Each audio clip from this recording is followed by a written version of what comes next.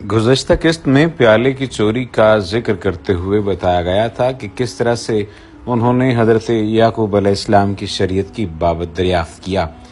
यानी गुज़श्ता किस्त में हज़रत यूसुफ अलैहिस्सलाम को जिस तरह से अल्लाह अज़्ज़ व जल का फरमान है कि हमने यूसुफ को सिखाया क्योंकि मिस्र के कानून के मुताबिक वो उन्हें कुछ नहीं कह सकते थे। यही वजह है कि हज़रत यूसुफ अलैहिस्सलाम ने भाइयों से हज़रत याकूब अलैहिस्सलाम की शरीयत की बाबत दरियाफ्त किया। हज़रत यूसुफ अलैहिस्सलाम इल्म में भाइयों से बढ़कर थे और उनकी राय सबसे बेहतर थी। यही वजह है कि उनसे शरीयत याकूब की बाबत दरियाफ्त किया गया।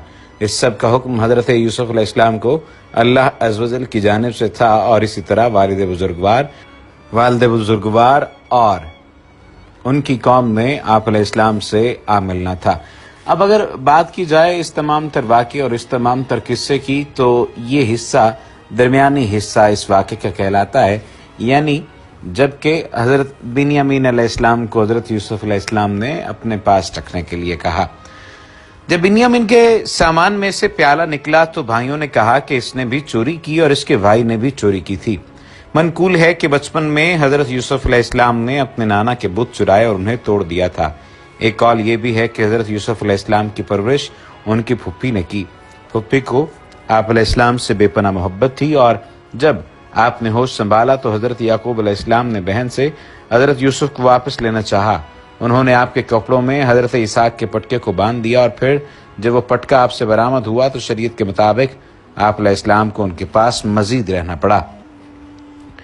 एक और ये भी है कि हज़रत यूसुफ अलैहिस्सलाम बचपन में घर से खाना चरा कर फ़कीरों को खिला दिया करते थे। हज़रत यूसुफ अलैहिस्सलाम ने जब भाइयों की बात सुनी तो अपनी बात को दिल में रखा और कहा कि अल्लाह खूब जानता है जो तुम कहते हो। फिर आप अलैहिस्सलाम ने खामोशी इख्तियार कर ली। भाइयों ने कहा कि बिन्यामीन को छोड़ दें क्योंकि हमारा बाप बूढ़ा है और हम में से किसी को रख लिया जाए। हमने आप अलैहिस्सलाम को अच्छा बर्ताव करते हुए देखा है। हज़रत यूसुफ अलैहिस्सलाम ने जवाबन कहा, अल्लाह की पनाह, मैं कैसे किसी बेगुनाह को पकड़ सकता हूँ जबकि सामान किसी और से बरामद हुआ है। अगर मैंने ऐसा किया तो मैं भी जालिमों में शुमार किया जाऊंगा। अहले किताब का कौल है कि हज़रत यूसुफ अलैहिस्सलाम ने उस वक्त उन्हें अपना तारुफ करवाया। उनका ये कौल गलत है और वो खुद भी अपनी किताबों को समझने की इस्तिताअत नहीं रखते। कुरान मजीद में इरशाद बारी ताला है, सूरह यूसुफ की आयत नंबर 87 में ये बात दर्ज है। फरमाया, जब उनको बिन्यामीन की रिहाई की उम्मीद न रही तब वो एक गोशे में मशवरे के लिए चले गए। सबसे बड़े यानी रोबिन ने कहा, तुम जानते हो कि तुम्हारे बाप ने तुमसे बिन्यामीन के मुतालिक अल्लाह का अहद लिया था और इससे कबल तुम यूसुफ के बारे में जो तकसीर कर चुके हो तुमको ही मालूम है।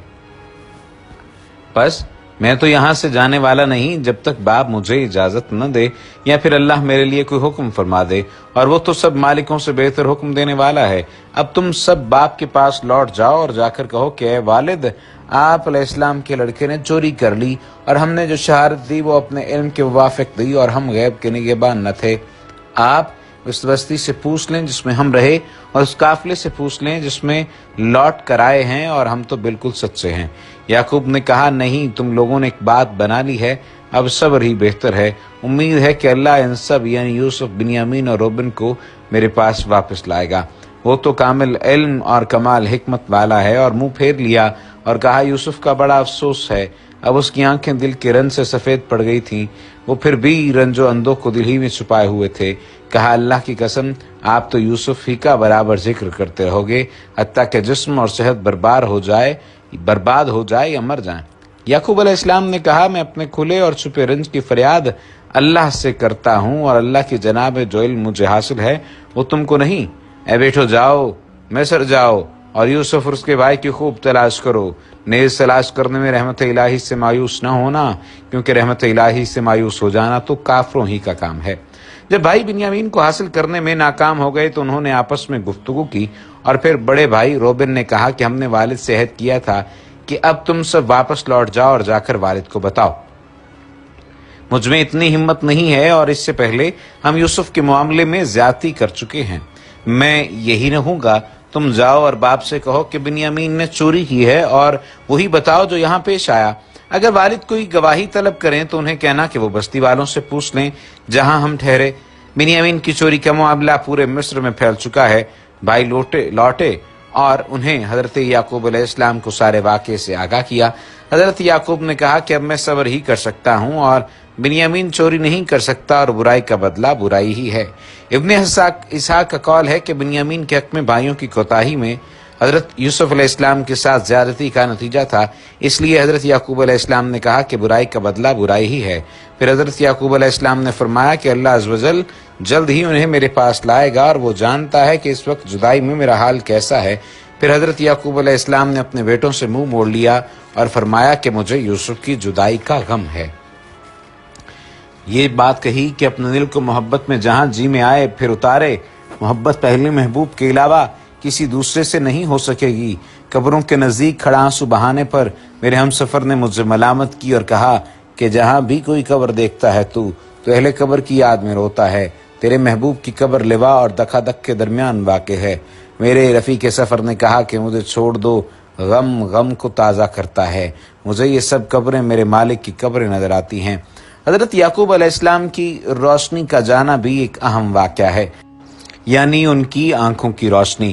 حضرت یعقوب علیہ السلام کی آنکھوں کی روشنی حضرت یوسف علیہ السلام، بنیامین اور روبیل کی یاد میں رونے میں سے جاتی رہی۔ حضرت یوسف علیہ السلام کا غم زیادہ تھا اور ان کی محبت اور ملنے کے شوق کو آپ علیہ السلام نے اپنے دل میں چھپا رکھا تھا۔ بیٹوں نے جب آپ علیہ السلام کا غم دیکھا تو کہا کہ ہر وقت یوسف کو ہی یاد کرتے رہتے ہیں اور اسی کے غم میں نڈھال ہیں، کہیں ایسا نہ ہو کہ آپ علیہ السلام جان سے چلے جائیں۔ حضرت یعقوب علیہ السلام نے بیٹوں سے فرمایا کہ میں تو اپنے غم پر اللہ عز و جل سے ہی فریاد کرتا ہوں، اور اللہ عز و جل نے جس شے کا علم مجھے دیا ہے تم اسے نہیں جانتے، میرا رب ہی میری مشکلات سے نکلنے کی صورت بنائے گا۔ حضرت یعقوب علیہ السلام نے بیٹوں کو تاکید کرتے ہوئے فرمایا کہ جاؤ اور جا کر یوسف اور اس کے بھائی کو تلاش کرو، اور اللہ کی رحمت سے مایوس نہ ہونا، اور اللہ کی رحمت سے مایوس ہونا کافروں کا کام ہے۔ اللہ عز و جل تنگی کے بعد راحت عطا کرتا ہے۔ قرآن مجید میں ارشاد باری تعالیٰ ہے، سورہ یوسف کی آیت نمبر 88 تا 93 کا یہ ترجمہ ہے، پھر وہ پہنچے، اس کے سامنے سب نے کہا اے حاکم، ہم کو اور ہمارے کنبے کو نقصان مال و جان پہنچا ہے، اور ہم تیرے پاس کچھ ناکارہ سامان لے کر آئے ہیں، اب ہم کو پورا غلہ دیا جائے، ہم کو صدقہ دیا جائے، اللہ صدقہ دینے والوں کو بدلہ دیا کرتا ہے۔ یوسف نے کہا تم نے جانا جو تم نے یوسف اور اس کے بھائی کے ساتھ کیا تھا جب تم نادان تھے۔ انہوں نے کہا کیا تم ہی یوسف ہو؟ کہا ہاں میں یوسف ہوں اور یہ میرا بھائی ہے، اللہ نے ہم پر احسان کیا، بے شک جو کوئی تقوی اختیار کرتا اور صبر رکھتا ہے تو اللہ تعالیٰ نیکوں کے اجر کو ضائع نہیں کرتا۔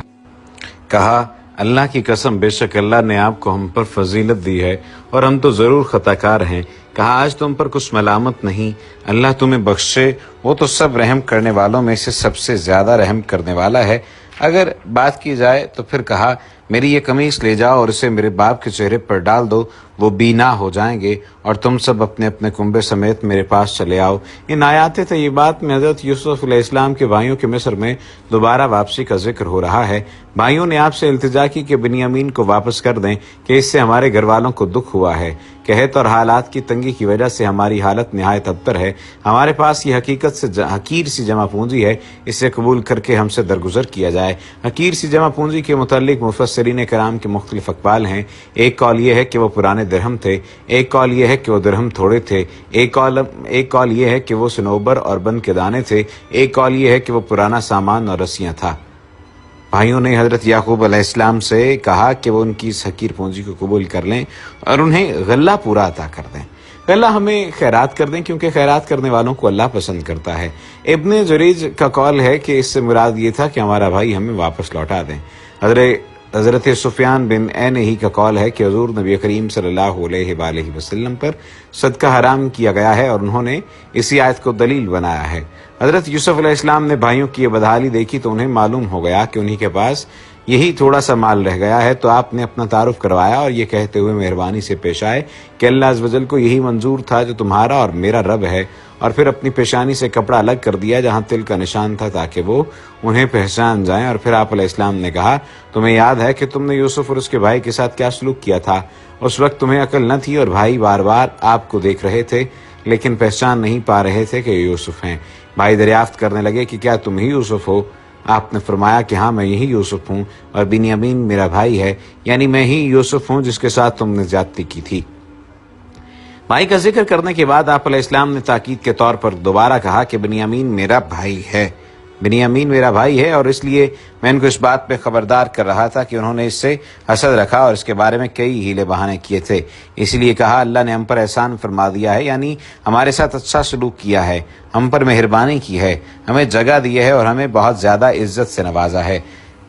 آئندہ آنے والی ویڈیو میں آپ کو بقیہ حالات، ان کی واپسی، جدائی کے عرصے اور دیگر تمام تر چیزوں کے بارے میں آگاہ کیا جائے گا۔